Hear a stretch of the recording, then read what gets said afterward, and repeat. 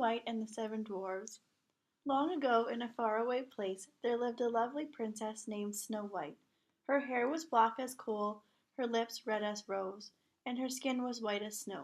Snow White's stepmother, the queen, was very cruel. She hated anyone who was more beautiful than she. The queen treated Snow White like a servant. Snow White never complained. She was obedient and hard-working, but she dreamed of a handsome prince who would take her away to his castle. One day, while drawing water from the well, a handsome stranger did appear, charmed by Snow White's singing. But Snow White was too shy to speak to him. Inside the castle, the queen asked her magic mirror, "Mirror, mirror on the wall, who is the fairest one of all?" Every day the mirror had the same reply. "You are the fairest," he told her, and the queen was content for another day. But as Snow White grew older, she also grew more beautiful, and the queen became very jealous. One day the magic mirror told the queen that someone else was the fairest in the land. It was the princess, Snow White. In a jealous rage, the queen called her royal huntsman into the throne room. "Take Snow White far into the forest and kill her," she commanded. "As proof of your deed, bring me back her heart in this." She handed the stunned huntsman a beautiful carved box. "Poor Snow White," said the hunter to the innocent princess, "I cannot kill you. You must run away and hide from the queen." Snow White was so frightened that she ran off through the dark woods.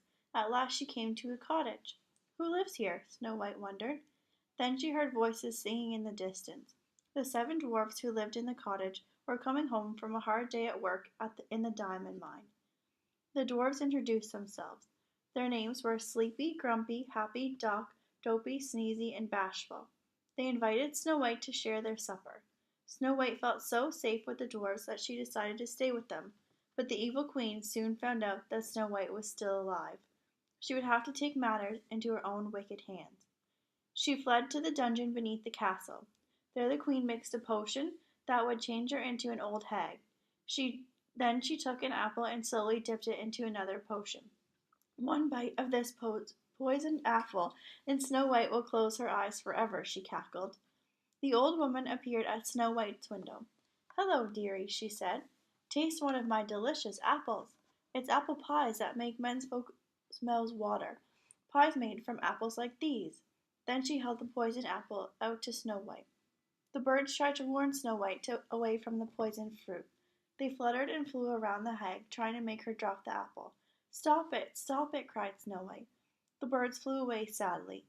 Then the animals out of the forest ran to the dwarfs to warn them that something was very wrong and they needed to come right home.